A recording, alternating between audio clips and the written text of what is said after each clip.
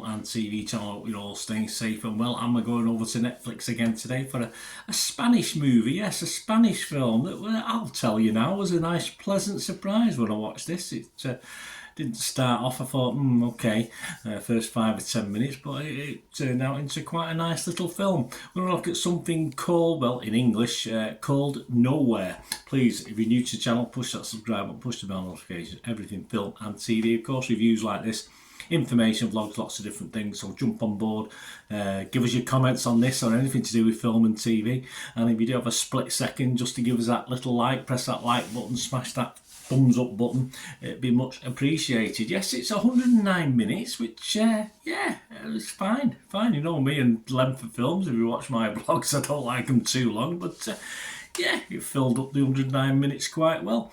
And it's a survival thriller film, we'd call it, directed by Albert Pinto, or Spanish based, and basically stars Ana Castillo. She's the main person in this. There's a lot of lonesome. She's on her own. She's joined by other people occasionally, but it's not a massive budget, I don't think. A lot of it was set in a container, a storage container, so you can imagine perhaps the budget for this.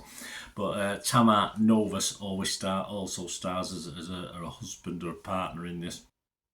And it's about a young pregnant Ana Castillo character, the character she plays, named Mia, who escapes from a country at war by hiding in a maritime container aboard a cargo ship. After a violent storm, the container somehow ends up not on deck, but it goes from there. But that's the basis of the story, of course. As I said, it's a survival thriller film, mainly solo survival, most of it. Reminded me of I forgot the name of the film now, of a capsized boat where they're trying to live in this capsized boat for many days. But I can't remember the name of the film. But it reminded me a little bit of that, although it's totally different. Score-wise, it's doing okay. Yes, so there's only 14. That's 1-4. Only 14 scores have been left on Internet Movie Database as I'm recording this on the 29th of September. 2023, about 3 p.m. UK time. So not a lot of scores, but it's coming up with 6.8 out of 10, so that's not too bad, is it? 6.8 out of 10. Hopefully that will increase. Hopefully that will, I don't think that will drop any time soon. And 6.8 out of 10. Let's see what I give it anyway, because these are my little thoughts on it. I like this. I like the character. I like, of course, the character played Mia, played by Ana Castillo. She does a great job. And of course, I did watch this in dubbed version as well. And obviously, it didn't lose anything. I'm not sure who did the dub. Which actor did the dubbing as such. Sometimes they do their own, don't they? But I don't think they did this. But it certainly didn't lose any of the tension and character and style by the dubbing. Although I would heartily, with this being a lot of sort of solo stuff, I wouldn't be averse perhaps to watching it with subtitles as well. I think you'd probably get the full benefit of that. So don't be worried too much about that with this one. And it's the start of the film's a bit odd. It portrays a country, in anarchy, really, in a near dystopian. It's sort of set in the near future, dystopian future. But the storyline could have probably worked with a more typical today refugee type scenario as well. So, although it's a bit odd to start with, and a bit looked like a horrible future that we, and of course a bit violent at the start, but a lot of kids, horrible things happening, which I don't particularly like in films. But once you get through that first 10-15 minutes or so, it could have easily been just a normal, as you get now with the refugee crisis, etc., that sort of scenario.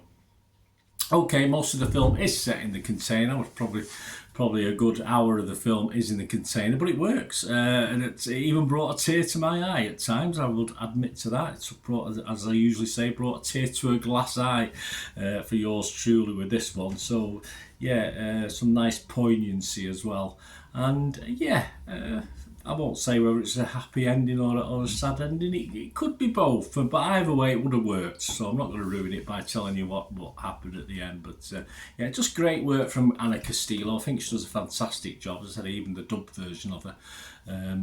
And I thought you'd probably get the full benefit if you watched the original version of it as well. And it was a pleasant surprise. I can say that. It just unexpected. I didn't expect, there's a lot of these foreign language films on Netflix, and I'll literally turn them off after 15-20 minutes, or sort of sit through them, just don't get really involved. But I quite like this. I got really involved with it, and it was a very, very pleasant surprise, and I would recommend it. So my scores, yes, I'm going to be higher. I'm going to be higher than Internet Movie Database. There you go, shock horror. Bird has given a bigger score than Internet Movie Database. Yeah, I would be fresh if it was Rotten Tomatoes. I'm definitely positive if it was Metacritic. And if you ask me on Internet Movie Database, I'm going to give this a healthy, surprising, as I said, very surprising 7 out of 10. Because my expectations were reasonably average, and I was, as I said, really surprised and happy with what we got. So let me know what you think, guys, if you get to watch it, and I hope you enjoy it like I did.